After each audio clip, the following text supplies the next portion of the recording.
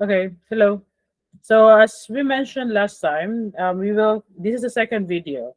So the first video was we ended with the causes of the early uprising. So reasons that part mentions that um, the natives during the Spanish period did not really just welcome the Spaniards. They did not just allow them to do the things that whatever they want to do in the colony. There were early uprising. In fact, we staged more than 100 revolts and uprising already, but all of those were not really successful. The fact that the Spaniards were able to stay in the country for more than 300 years. So now let's try to discuss the factors that developed or delayed development of Filipino national consciousness. We made emphasis last time that the reasons that the early uprising was not really successful because they actually failed to realize that they have common grievances caused by the common enemy, the Spaniards, during the time. So here, we can say that there were uprising, there was resistance, but it wasn't successful. Yun nga, because it was so fragmented, they have different reasons of doing it. And then the Spaniards were also using the divide and rule tactic to us. So they were so successful in doing that. Geographically, so here you have three factors that delay development of Filipino national consciousness. So una, we have the Philippine geography with a dismal state of transportation and communication. Tapos may passport requirement pa, absence of a national language. Una, let's puntahan muna natin yung Philippine geography and the dismal state of transportation and communication. So alam naman natin the Philippines is an archipelago. We are basically surrounded with waters and we have different mountain ranges. We have rivers and lakes within the archipelago. So with that, geographically speaking, it's really hard to foster the kind of unity that very ideal to really have a strong strength to overthrow a colonizer. Unfortunately, our setup will not allow us to do that as much.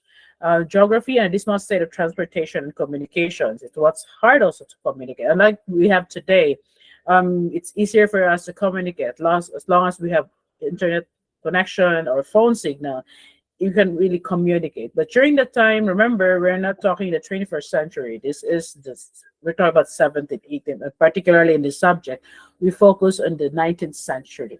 So these are the factors that delayed yung consciousness natin of the Filipino national consciousness.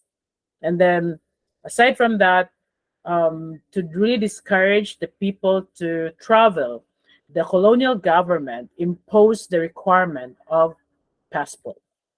So, di ba, sa panahon natin ngayon, we only need a passport if we have to go to other countries.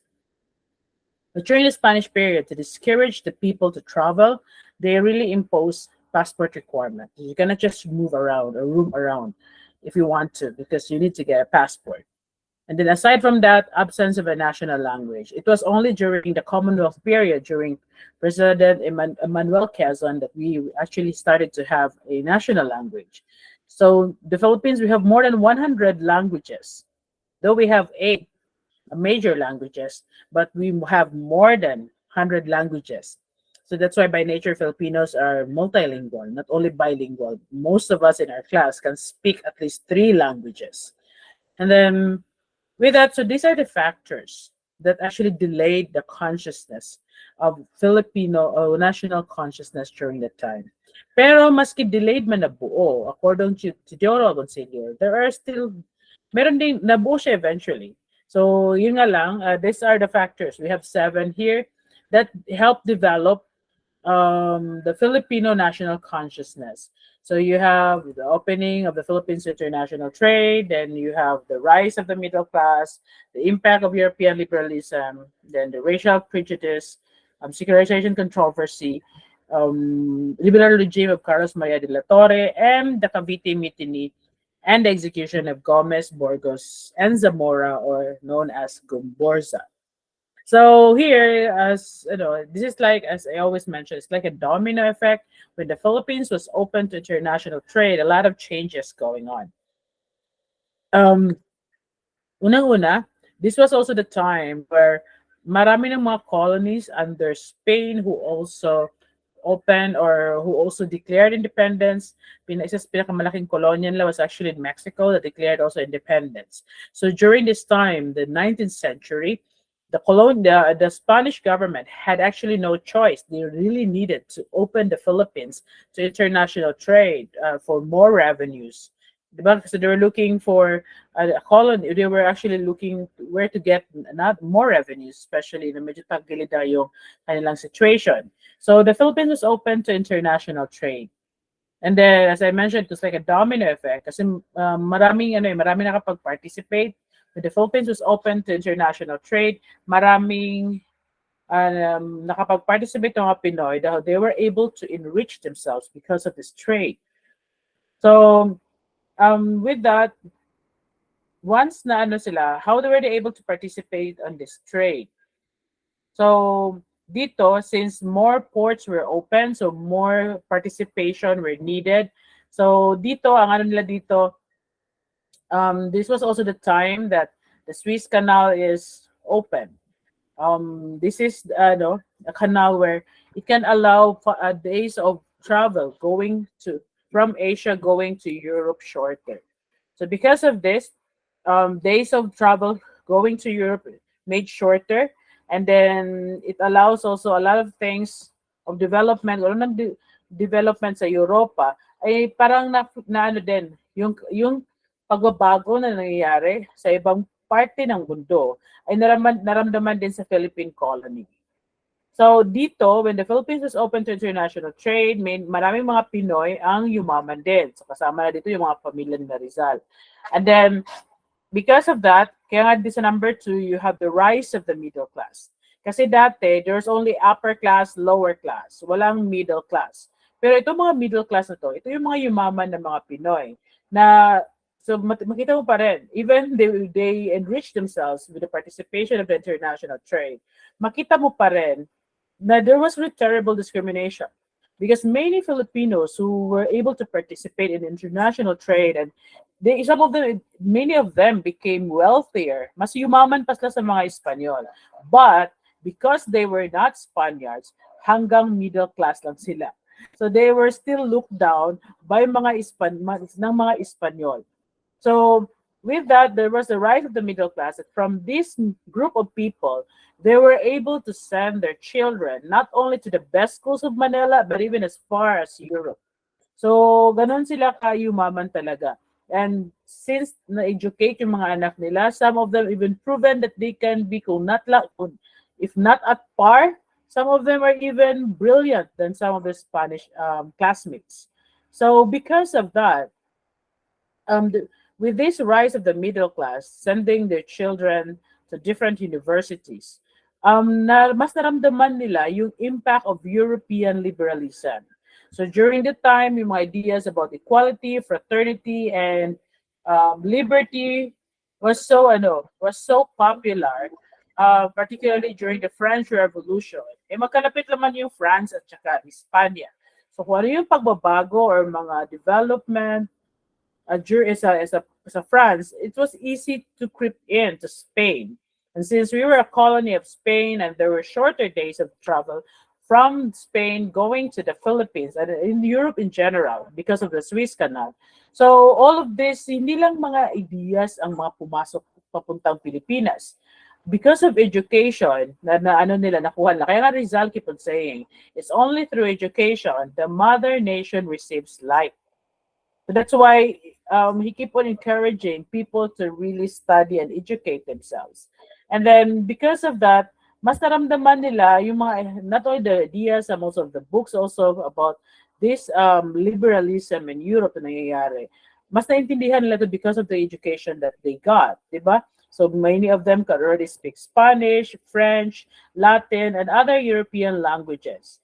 So nagkaroon talaga ng impact because they were the open up sila of all because of the knowledge that they were able to access because of the education na nakuha nila. And of course, dahil yon sa wealth ng mga parents nila because they were exposed to okay na mga schools. And then because of this, mas naramdaman nila yung racial prejudice, yung mga discrimination.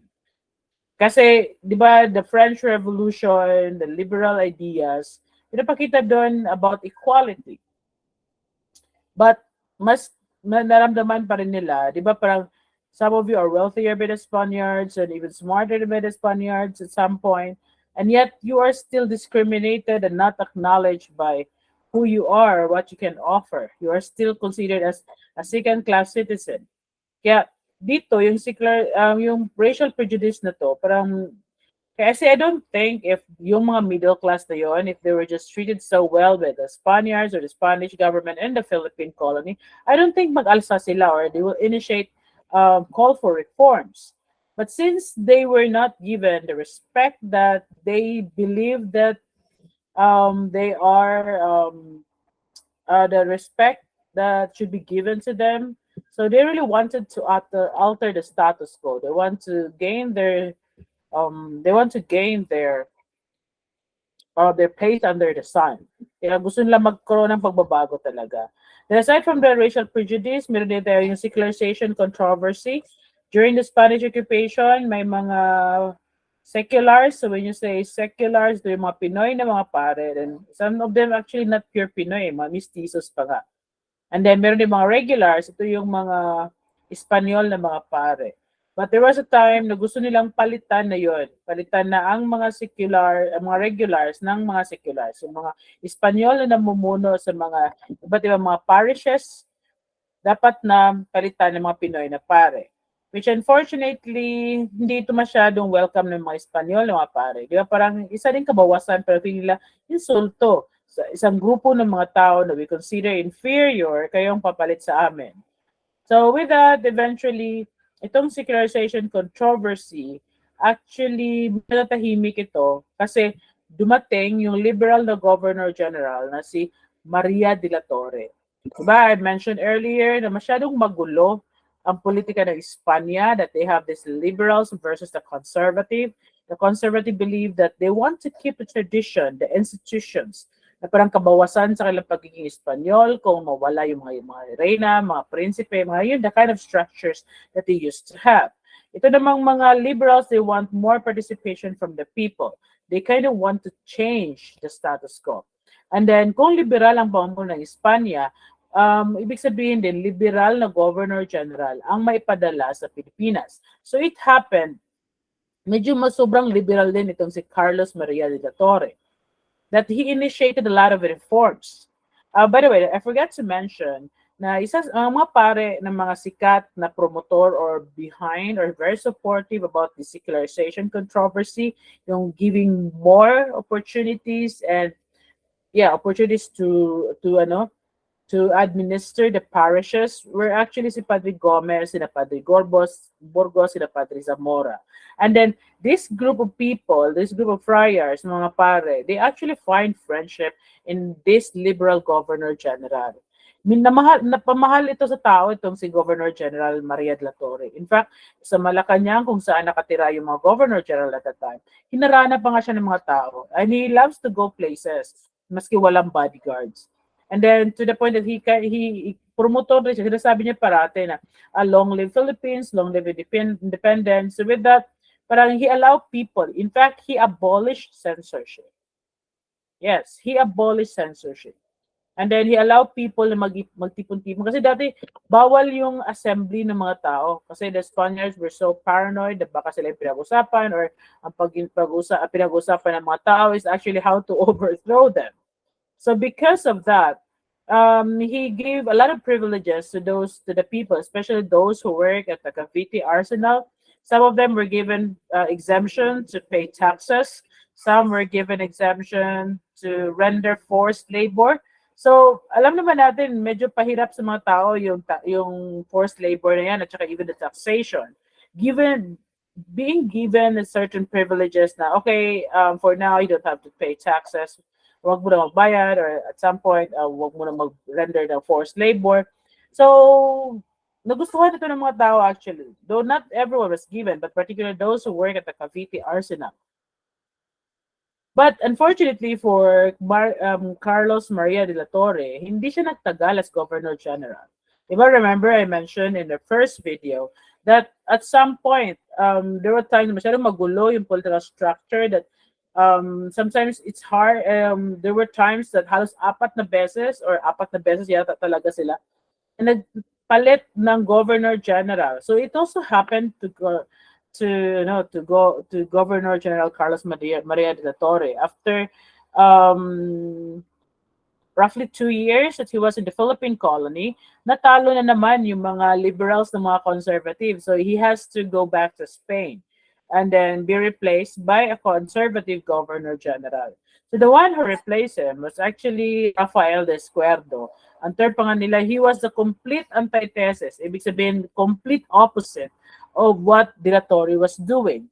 Kung may privilege na binigay si De La Torre, tinanggal niya. Kung ano yung tinanggal ni De La Torre, example, when De La Torre abolished censorship, binalik niya, pinatindi pa. So, all of those situation, para it triggered to number 7. You have the Cavite Mutiny and the execution of Gomburza, Gomez, Burgos, and Zamora. So, the Cavite Mutiny, so ito yung sitwasyon ng mga nakatira or natakatira, nagtatrabaho sa Cavite Arsenal. Di ba I mentioned, during De La Torre's time, they were given some privileges. Tinanggal yon. And some of them, because of that, resulted to mutiny, yung pag-aalsa.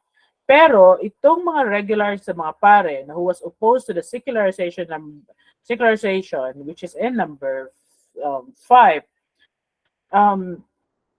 they find kung sina Gomez, Burgos at Zamora nakahanap ng kaalyado sa pamumuno ni De La Torre, ito naman sila, nakahanap sila ng ally in the name of the new Governor General, a very conservative Governor General, in the name of Rafael de Escuerdo. So sabi nila, yung maliit na pag-aalsa na yan, sabi niya, maliit lang yan na manifestation for a bigger mutiny to come. And then, ang tinuro nila na behind it are actually si Padre Gomez, Burgos, and Zamora. So because of that, it leads to the execution of the three priests. Now you might be wondering, bakit kasali sila sa mga factors that help develop Filipino national consciousness? Because ang konteksto during this time, when these three priests, when they were executed in Bagong Bayan, which is present-day Luneta, ano kasi, it was for the very first time that many people coming from, di ba, the Spaniards used divide and rule tactics. So, but this is the first time, nakita nila na roughly 40,000 people went to Bagong Bayan to converge and witness the execution.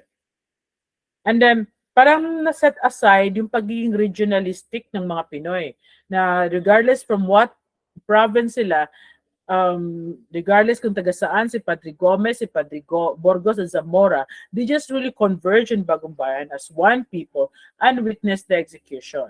Diba remember? Jose Rizal in his second novel, El Filibusterismo, he mentioned that had it not been of that event, I could have been a Jesuit. So that event that he mentioned was pertaining to February 17, 1892.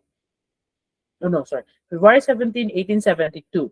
So that was the date of the execution of these three priests. Rizal wasn't there, but his older brother Pasiano was very close with Padre Burgos, was there.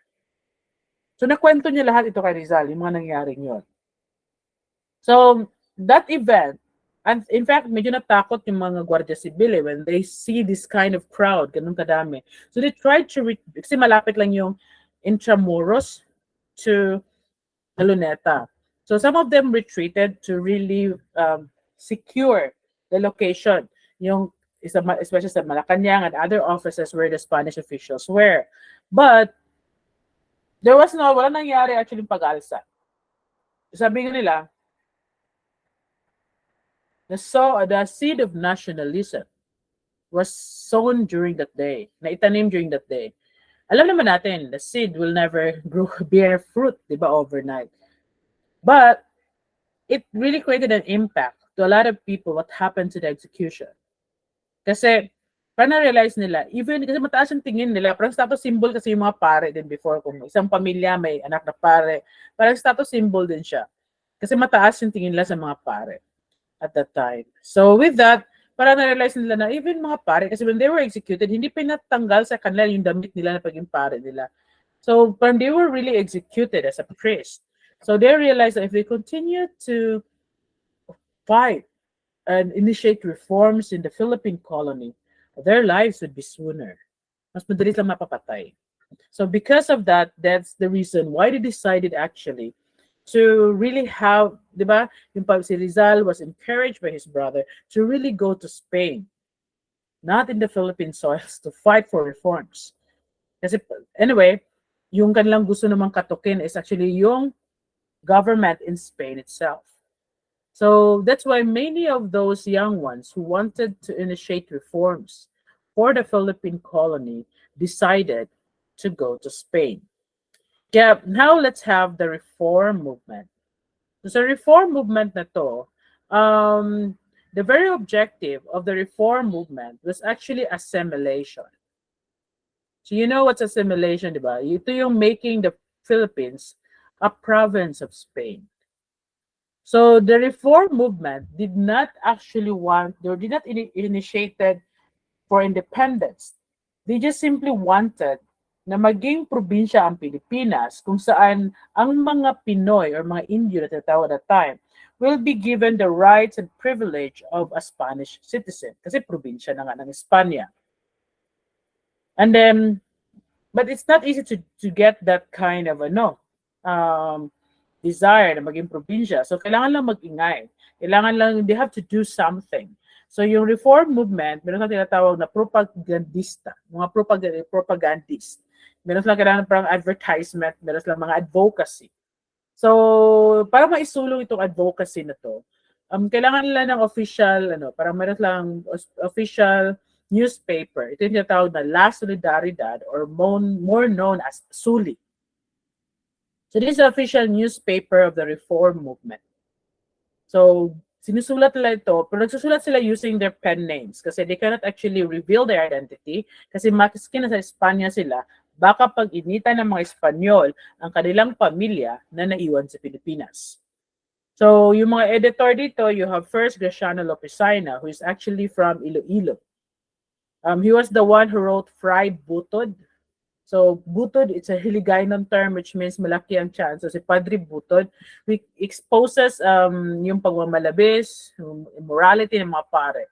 Then, nabasa ito ng mga pare and then they felt like they were being ridiculed in public or public shamed. So, with that, they wanted him to be arrested. So, to escape arrest, he went to Spain. Then the next editor-in-chief was si Marcelo del Pilar. Kung si Graciano Pisana was from Iloilo, he was a medicine student. Ito naman si Marcelo del Pilar was actually a law student. And then, ang pinakamasikat na niya, sinulat niya is isa din yung The Sala ng Tuksuhan, kung saan parang pinaparinggan niya yung mga pare sa mga sinulat niya. And he wrote it in Filipino, in Tagalog. At that time, wala pang Filipino na language.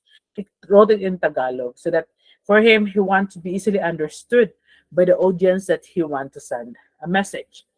But yun, nabasa din ito ng mga pare and they wanted him to be they wanted him to be arrested, and again to escape arrest he went to Spain. So it sounds ironic, di ba, na Espanyol yung mga kasama kalaban nila, but they had to go to Spain to escape. So this is also one of the reasons kung makita ninyo why these reformists, itong mga middle class na ito, why they went to Spain or why they want simply to become a province of Spain.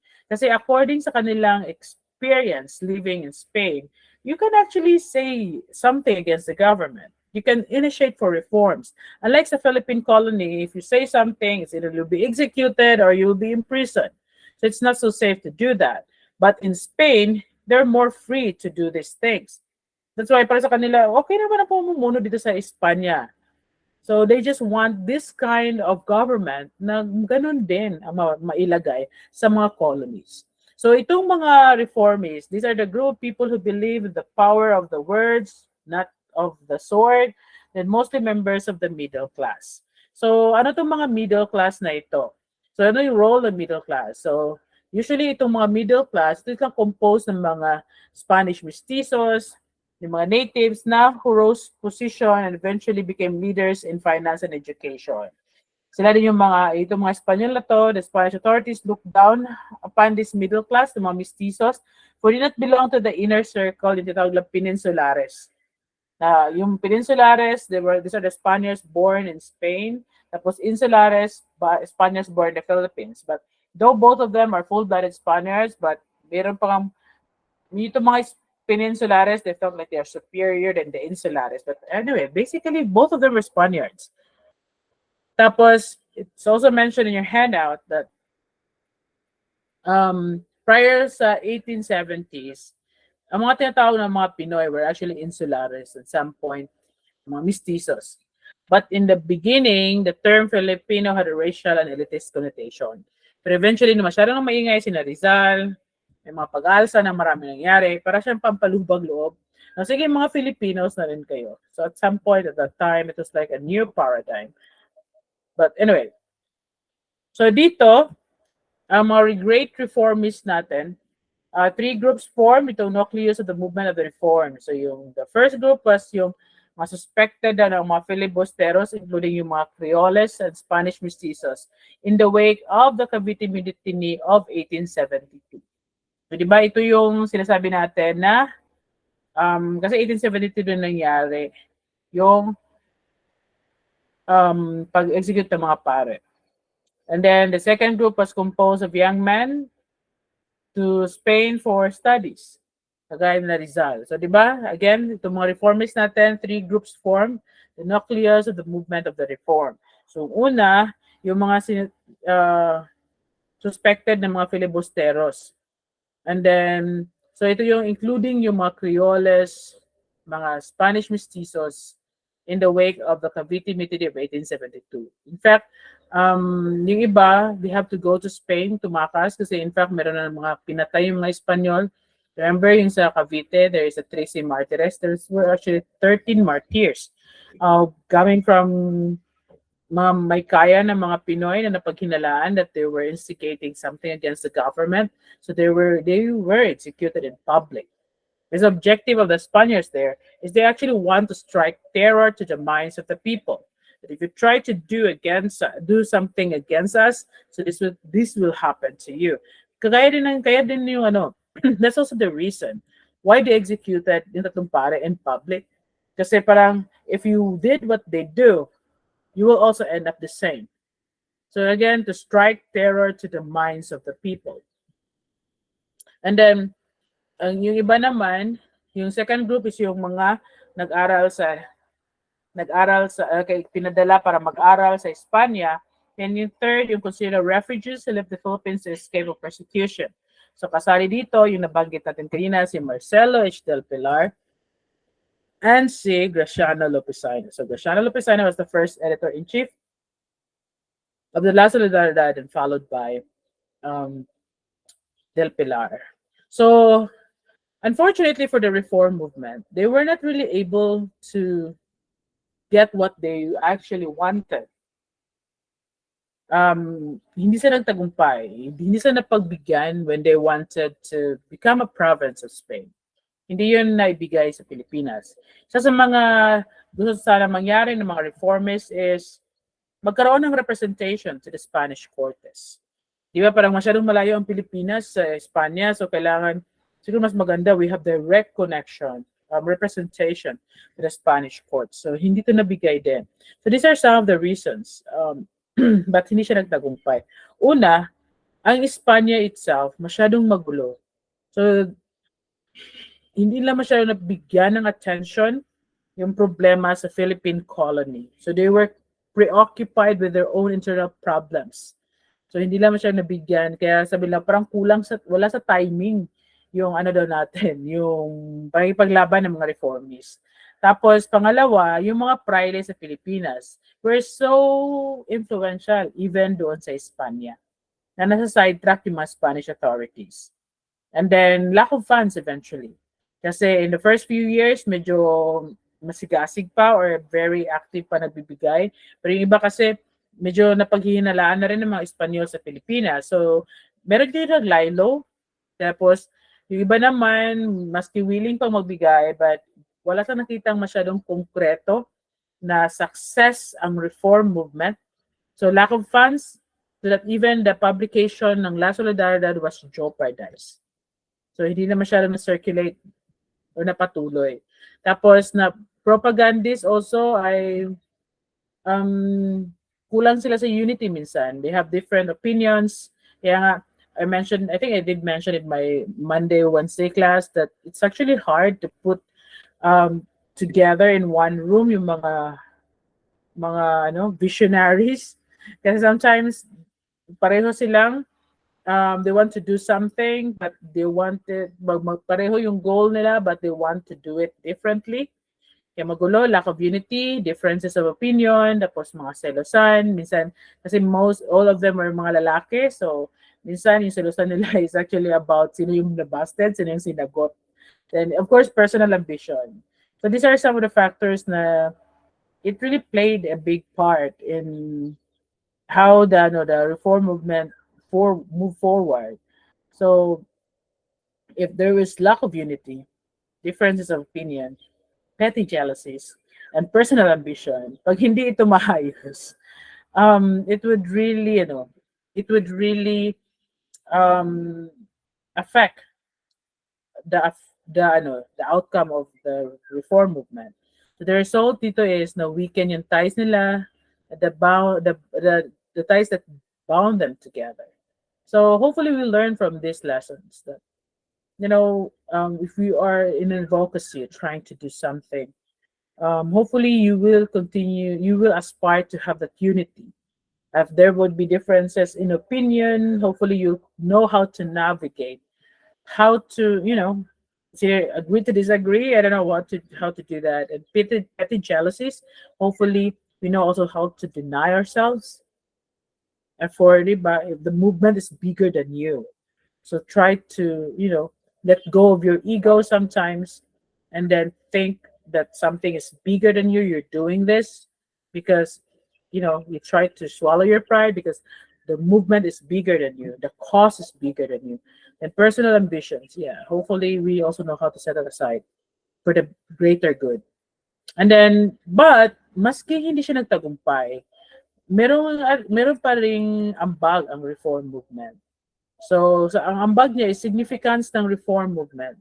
So, maski hindi siya nagtagumpay, but the propaganda had limited influence for, yun nga sinabi nila, they wrote in Spanish because the audience that they want to reach was actually the government officials in Spain. Pero, ano dito is that yung effect ng kanilang mga sinulat has a pronounced effect on the revolution. Diba? Para siyang it provided the revolution an ideology. So para siyang gasolina, para siyang yung revolution isang kotse. Pero ang nag-fuel yung mga sinusulat, the reformist was able to awaken the people. Tapos yung dito yung propaganda, because the propagandists wrote were accurate reflections of reality, a feeling of empathy developed among the people. So the articulation of feelings of oppressions heightened the fervor of the people. So maski yung mga tao hindi sila nakaranas kung ano yung mga naranasan sa ibang lugar, but reading from what the reformist was writing, parang this kind of writings was the same with my experiences. So with that, parang maramdaman ng mga tao na meron pala akong, I'm not alone with this experience. Through these narratives, through this mga tula, through this mga novel na sinulat nila, it reflects of how I feel. It reflects of what I experienced. So since the failure led to the founding also of the revolutionary Katipunan, with separatist aim, in a way, therefore we can say the reform movement was also a success. Diba? So, yung reform movement, diba sina Rizal yun? When Rizal arrived in his last home, in his second homecoming, he actually, in your handout you have the La Liga Filipina. So he organized this. but it's a very short-lived organization. He organized in July 3, 1892, but he was ordered to be deported to the Dapitan on July 4, 1892. Kaya sabi ng kanyang great granddaughter na kilala ng mga Espanyol si Rizal. For them, if Rizal dati pa sulat-sulat lang, ngayon pa organize na. So what's next? So with that, um, ayun lang maging kampante. So they really find ways that mapatapon si Rizal somewhere. And they decided it to be in the Pitan. And then, so since wala na si Rizal, so nahati. So nahati yung member ng La Liga Filipina. So yung member ng La Liga Filipina, sina Bonifacio, member ng La Liga Filipina, they organized the Katipunan. They believe na the symbol of freedom nakakulong na ipatapo na sa ano. So para sa kanila big impact for them. So they organized the Katipunan, a secret revolutionary society. The objective is to overthrow the government and they will take up arms. Ito namang isang member ng other faction ng member ng La Liga Filipina. Ginawa nila is gumawa ng cuerpo de compromisarios. They believe na they can still continue with the reform movement. Ipatuloy nila. Still the same mindset with the reform movement na making the Philippines a province of Spain through peaceful means. But with this, a new chapter, a new revolutionary organization emerged from the reform movement. So ito yung binanggit kanina na maski hindi nagtagumpay ang reform movement, pero since ito din ang nakapag-encourage na magkaroon ng revolutionary or the secret revolutionary society. So with that, kung ano yung success ng revolution, the reform movement can also claim that success because it simply influenced how the revolutionaries or how the revolutionists also think. So yeah, we will end this recording up to this one, and then we will from the third video we will have the third video would be about some of the works of Rizal, and let's try also to discuss a little why he actually considered as one of the foremost among the national heroes also. So thank you and see you on the third video. Goodbye.